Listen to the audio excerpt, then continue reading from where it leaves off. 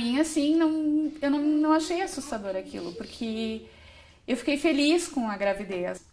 Assim como pro pai já não foi a mesma coisa. E eu acabei assumindo praticamente sozinha essa gravidez, né?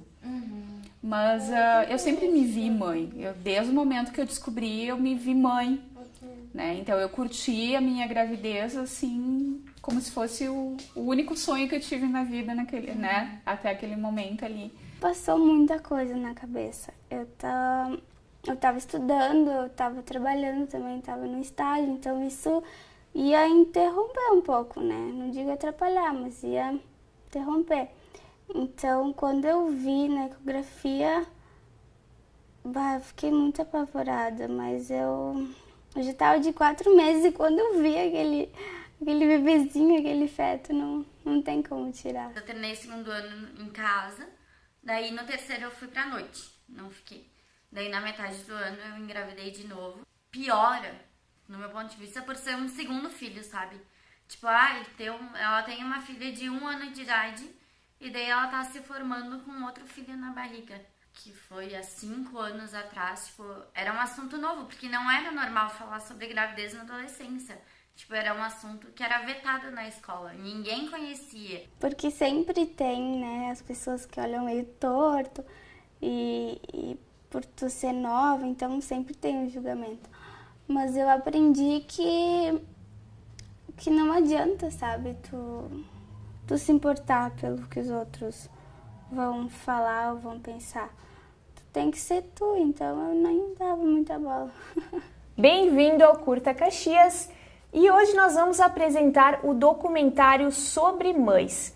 É um curta aí com depoimentos de mulheres que se depararam com uma gravidez em diversos momentos de suas vidas. A direção e produção fica por conta da Elis Bittencourt e é ela que está aqui conosco nos estúdios para falar um pouquinho como foi o trabalho nessa produção audiovisual. Tudo bem, Elis? Seja bem-vinda. Muito obrigada pelo convite.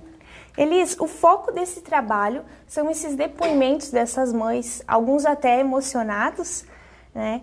E por que a escolha dessa temática? Então, eu notei ao conversar com algumas mães que existe assim um certo preconceito, que assim na minha visão existia um certo preconceito com o fato de ser mãe. E principalmente no caso delas, elas foram mães antes dos 21 anos de idade. Todas as entrevistadas, então, foram mães cedo, o que acabava piorando, né? Aí que tem um pouco de preconceito. E aí eu quis entrar justamente nessa parte íntima delas e mostrar para o espectador que ser mãe e ser mãe jovem não é assim um bicho de 7 cabeças. Eu queria chegar nesse ponto, porque eu noto, para conseguir emprego dificulta, as pessoas já enxergam você de uma forma diferente quando você é mãe jovem, e não é assim. Eu gostaria de mostrar um outro lado, não só o lado da dificuldade, a parte ruim, né? Então eu conversei com pessoas que eram mães para elas justamente falar as dificuldades, o medo que tiveram, mas que também falassem sobre o final, o amor que elas descobriram, novos sentimentos que elas descobriram, enfim, um novo ponto de vista de ser mãe jovem do lado delas, não só do lado de nós que ficamos observando e às vezes julgando uma mãe jovem. Essa produção contou com vários depoimentos, a produção e direção foi tua mesma, mas como foi juntar, amarrar esses depoimentos, fazer o corte, né, e poder, querendo ou não, interligar essas histórias? Sim, como são entrevistas e cada pessoa ela fala de uma forma, fala em uma ordem, então o que é que eu fiz? Eu fiz um roteiro de perguntas, né? Basicamente para que elas começassem falando desde a descoberta até os dias atuais, o que elas sentem atualmente sendo mães.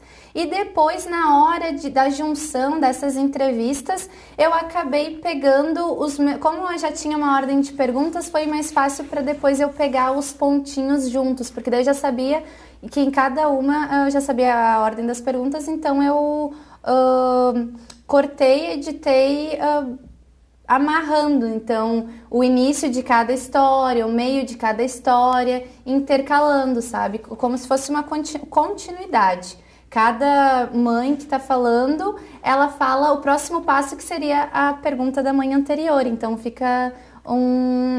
ficou essa ordem, assim. Foi trabalhoso, porque eu tive 2 horas de gravações, mas, ao mesmo tempo, como eu já sabia, então, a ordem das falas, foi mais fácil, justamente por eu ter feito a entrevista, a produção e a edição, tudo com a mesma pessoa, acaba que tu já lembra, né, o que foi feito.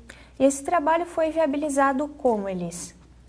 Então, eu aproveitei o útil ao agradável, que tinha uma proposta na instituição onde eu estudo, que fizesse um trabalho que pode concorrer com toda a faculdade para ganhar prêmios. Então, eu pensei, bom, eu já tenho esse plano de fazer um documentário, eu vou usar esse espaço que eu já tenho que fazer esse trabalho e vou unir as 2 ideias. Então, como seria inicialmente um trabalho para a instituição que eu estudo, eu peguei toda a estrutura deles.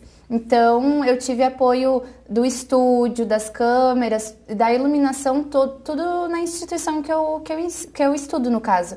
E então, de gastos, eu realmente foi totalmente baixo custo, assim, não teve gastos. Foi um cenário único ali, pelo que a gente pode perceber. Isso, também. foi só dentro de um estúdio.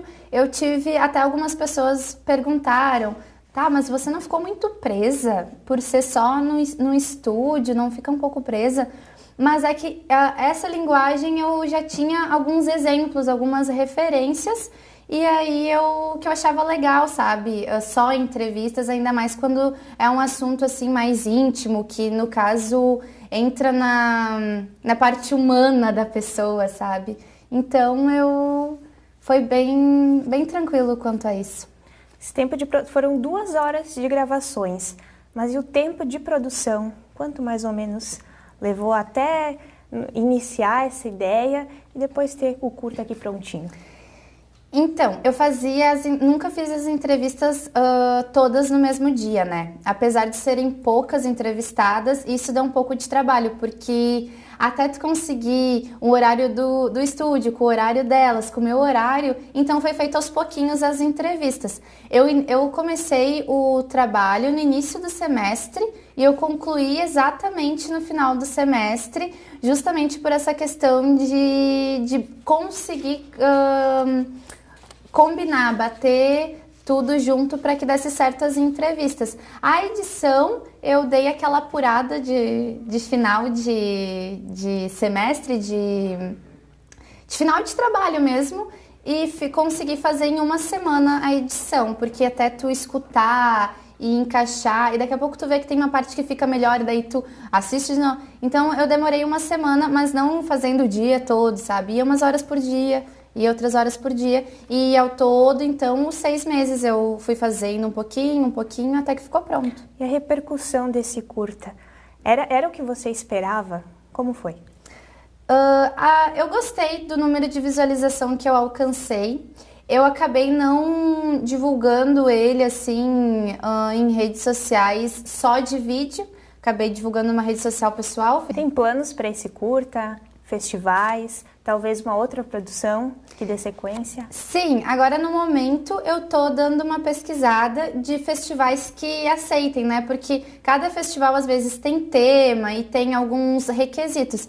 Então eu tô vendo algum que eu possa encaixar ele sim para concorrer. E futuramente também produzir mais, se der tudo certo. Elis, para finalizar, qual é a dica que você daria para o pessoal que pensa em ingressar nessa área, tanto na questão de estudo de conhecimento, como talvez em produzir pela primeira vez? Então, eu diria para as pessoas pesquisarem. sempre correr atrás de novas referências, novos conteúdos, assistir muito vídeo que dê dicas de tipo de linguagem, de tipo de produção, porque nunca se deter só ao ensino da faculdade, da universidade ou do seu local de trabalho.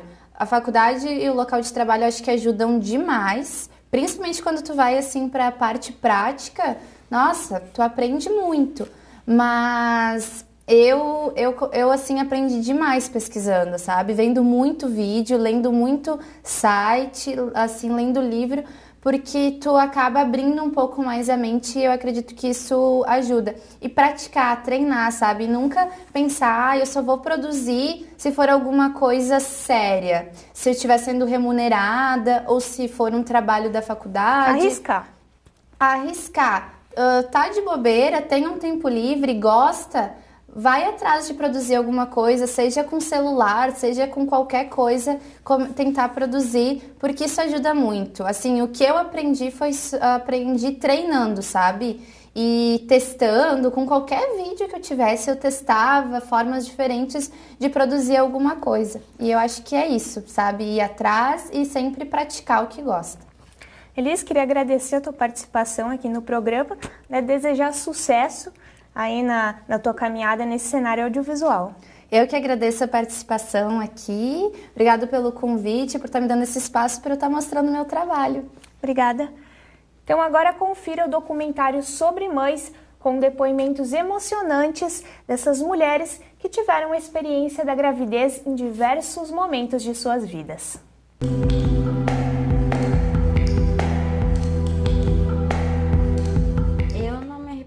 De ter engravidado com 16 anos. Eu sempre quis ter minha família. Eu tinha recém-feito 18.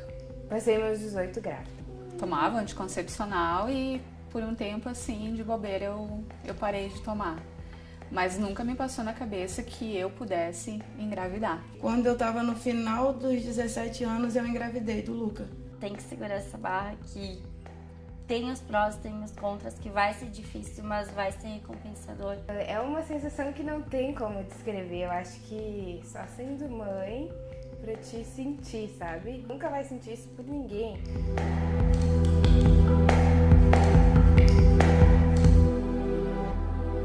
Cara, eu vou ser sincera, eu sempre quis ter minha família. Eu fui criada na favela, no Rio. E eu nunca tive muitas coisas bonitas em volta, assim.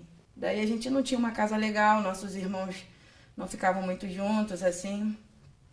E eu sempre quis ter. Tomava anticoncepcional e por um tempo, assim, de bobeira, eu parei de tomar. Mas nunca me passou na cabeça que eu pudesse engravidar. Não, comigo não vou ter. Não pensava em ter, sabe? Pra mim aquilo ali não tava acontecendo, sabe? E daí bateu um desespero, né? Porque daí meu Deus, o que eu vou fazer? Eu não trabalho, dependo da minha mãe, da minha avó pra tudo. Eu fiz exame de sangue, deu inconclusivo. Ele disse que tinha que fazer uma ecografia pra ver, podia ser um cisto, alguma coisa. E daí tava lá a Aurora. Na época que eu engravidei, o meu pai nem sabia que eu não era mais virgem, sabe? Foi assim, pra ele que é nordestino, ele pirou. Ele não queria nem que eu ficasse em casa mais, sabe? Eu envergonhei a família, tive um filho. Mas logo na sequência ele foi vendo que não tinha nada a ver e me ajudou muito no final das contas. A minha mãe foi a última pessoa a saber. Todo mundo soube antes da minha mãe. Escondi até 5 meses, eu e ele, né? Ele não queria contar pra mãe dele e eu não queria contar pra minha. Daí foi passando o tempo e a gente foi vendo que aquilo não era tão como a gente imaginava, né? Eu descobri, eu já tava de uns 3 meses de gravidez. E pra mim, assim, eu não achei assustador aquilo, porque eu fiquei feliz com a gravidez. Assim como pro pai já não foi a mesma coisa. E eu acabei assumindo praticamente sozinha essa gravidez. Né? Mas eu sempre me vi mãe. Desde o momento que eu descobri, eu me vi mãe. Né? Então eu curti a minha gravidez assim, como se fosse o único sonho que eu tive na vida né? Até aquele momento ali. Passou muita coisa na cabeça. Eu tava estudando, eu tava trabalhando também, tava no estágio, então isso ia interromper um pouco, né? Não digo atrapalhar, mas ia interromper. Então, quando eu vi na ecografia, eu fiquei muito apavorada, mas eu já estava de 4 meses e quando eu vi aquele bebezinho, aquele feto, não tem como tirar. Eu terminei o segundo ano em casa, daí no terceiro eu fui pra noite, não fiquei. Daí na metade do ano eu engravidei de novo. Piora, no meu ponto de vista, por ser um segundo filho, sabe? Tipo, ela tem uma filha de 1 ano de idade e daí ela tá se formando com outro filho na barriga. Que foi há 5 anos atrás, tipo, era um assunto novo, porque não era normal falar sobre gravidez na adolescência. Tipo, era um assunto que era vetado na escola, ninguém conhecia. Porque sempre tem, né, as pessoas que olham meio torto e por tu ser nova, então sempre tem um julgamento. Mas eu aprendi que não adianta, sabe, tu se importar pelo que os outros vão falar ou vão pensar. Tu tem que ser tu, então eu nem dava muita bola. E principalmente vizinhos, né? Então, os amigos todos, né? Quem se dizia amigos de festa, sim, todos se afastaram, né? Eu só fui conseguir um teste numa loja porque eu disse que eu não tinha filho. Geralmente, se você tem 17, 18 anos e engravida, você é vagabunda, você é maconheira, você é da rua, da zona, é puta. Você só não é uma mãe, você é tudo, menos isso. Vão dizer que tua vida vai ser destruída, que tu não vai poder mais ir pra festa, que tu não vai poder mais... Tu vai ter que trancar tua faculdade, que tu vai atrasar tua vida. Mas o que é um atraso de 1 ano, sabe? Nem isso, às vezes é meio ano. Não tem... não... Às vezes sabe? Quando eu escutava, eu pensava assim, mas nossa, é tudo isso, assim... Sabe, acaba confundindo até a gente, sabe? As pessoas falarem tanto na cabeça da gente. Mas não tem que dar muita bola, assim. Tu não tem tanto pique pra ir mais pra os lugares que você quer. Às vezes tu fica umas 2, 3, 4, 10 semanas sem tomar uma cerveja com os amigos. Mas vale a pena. Vejo minhas amigas no tempo da escola postando foto, indo pra balada, bebendo e tal. Isso já não acontece mais comigo, né? Mas também porque eu não quero, entendeu? Eu prefiro muito mais passar a noite com a minha filha do que numa festa. Sabe? Eu vejo que às vezes as pessoas têm medo de fazer uma coisa que tem vontade porque outras pessoas não vão apoiar, e principalmente a família. Porque se você não tiver um apoio, tu cai, não adianta. Tudo você tem que ter um pilar. Uma casa boa tem que ter uma construção boa, tem que ter firmeza nos pilares. E ainda bem que eu tive isso. Assim, com toda a dificuldade que a gente passou na época que eu cresci e tudo, eu via que a minha família era muito unida. Sabe, o que acontecia com um, acontecia com todos. O pai delas teve aquele apoio, assim, mas ele era bem mais desligado, sabe? Parece que a ficha não tinha caído. Então, acho que a minha avó e a minha mãe foram sempre meu pilar, assim. Eu tive muito apoio, principalmente do meu pai, da minha mãe, né? A minha irmã, minha mãe, o meu marido, o Jorge. Me surpreendi bastante porque achava que não ia me apoiar tanto como me apoiou. E de rejeição, eu acho que todo o resto da minha família caiu em cima de mim na segunda gravidez. Tipo, tanto é que falaram que eu tinha que dar a criança para adoção, porque eu não ia ter cabeça para cuidar de 2 crianças. Então essa foi a pior parte, assim, para mim, que mais me marcou. E passou uma época que eu tive que ficar longe dele. Eu só via meu filho de fim de semana, ou então de 15 em 15 dias que eu fui trabalhar longe. E essa foi a pior parte da minha vida. Eu vejo que, assim, o tempo que eu fiquei longe do meu filho e o tempo que eu tive antes de ter meu filho, eu fiz muita besteira desnecessária. Desnecessário, que você faz sem pensar, porque você não tem muito horizonte, sabe, longe deles, assim. Tu fica meio desnorteado, é como se não tem bússola, tu não tem o que fazer, tu tá à toa. Tu vai viver à toa, sabe? E daí, isso é um pensamento, assim, meu, né? Porque eu sempre quis ter minha família. A Andressa, antes de ter a Helena, era muito irresponsável. Eu jamais faria o que eu fazia com a minha mãe agora que eu sou mãe, sabe? ia dormir fora, não falava onde ia. Era muito irresponsável. Tipo, eu queria muito viver o momento, sabe? Eu não pensava nas consequências que poderiam ter depois que eu fizesse tal coisa. Tipo, eu vivia assim, não tava nem aí pra ninguém. Eu criei muito mais responsabilidade e dá pra dizer que amor também, porque tem que ter muito carinho, muita paciência, entende? Eles que fazem favor de me manter viva. Eu acho que os filhos fazem isso com as mães. É a minha força. Elas são, assim, o meu motivo de levantar, o meu motivo de continuar, o meu motivo de erguer a cabeça e seguir em frente. É uma sensação que não tem como descrever. Eu acho que só sendo mãe pra te sentir, sabe? Eu acho que é o maior amor, não tem... Tu nunca vai sentir isso por ninguém. Elas são tudo na minha vida, sabe? Acho que tudo que eu faço hoje, eu faço pensando nelas. Porque é um amor, assim, que eu não conseguiria te explicar o amor que eu sinto por elas. Porque é uma coisa, assim, sensacional. Tu não tem como explicar, não tem como nem medir o amor. Porque tu mata e morre por aquela criança, sabe? Eu faria de tudo, não tem algo que eu não fizesse. E não é fácil, mas é muito gratificante, sabe? Ter um ser humano dependendo de ti, sabe? Então tu se puxa, tu tira força de onde tu não tem. Eu não me arrependeria de ter engravidado com 16 anos. Eu não me arrependo. Eu até falo, eu teria ela 1, 2, 3 vezes, apesar de tudo, sabe? Não tem como se arrepender disso. Ela é linda, ela é tudo, não tem como se arrepender. Essa é a Nicole, então, minha filhinha, de 22 anos, né? Bem pequenininha. Então, essa aqui é a Aurora. Tá com 4 meses e é o amor da minha vida. Tá, esse daqui que é o Pedrinho, mentira, é o Luca. Que é o presente que veio mesmo. O pai dele só passou na minha vida pra largar ele e ir embora. Esse daqui é o Dimitri. Fala oi. E qual é o teu nome? Tina. Essa é a Valentina. Essa daqui é a Valentina. Essa daqui é a Manu. Sou Helena.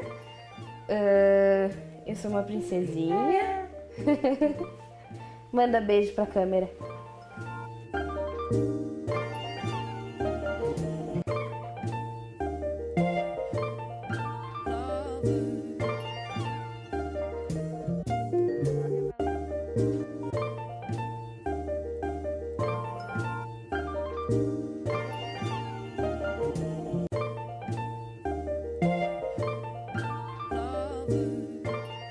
Hoje eu tenho meus 3 filhos e eu vejo muita gente falando: eu não quero ter filho agora porque eu tô na faculdade, eu tô querendo comprar um carro, um apartamento. Meu, tu vai pra faculdade, tu vai comprar um apartamento, tu vai pra praia, tu vai comprar o carro, vai tudo. Se você tiver teus filhos do mesmo jeito, é só você ter mais coragem.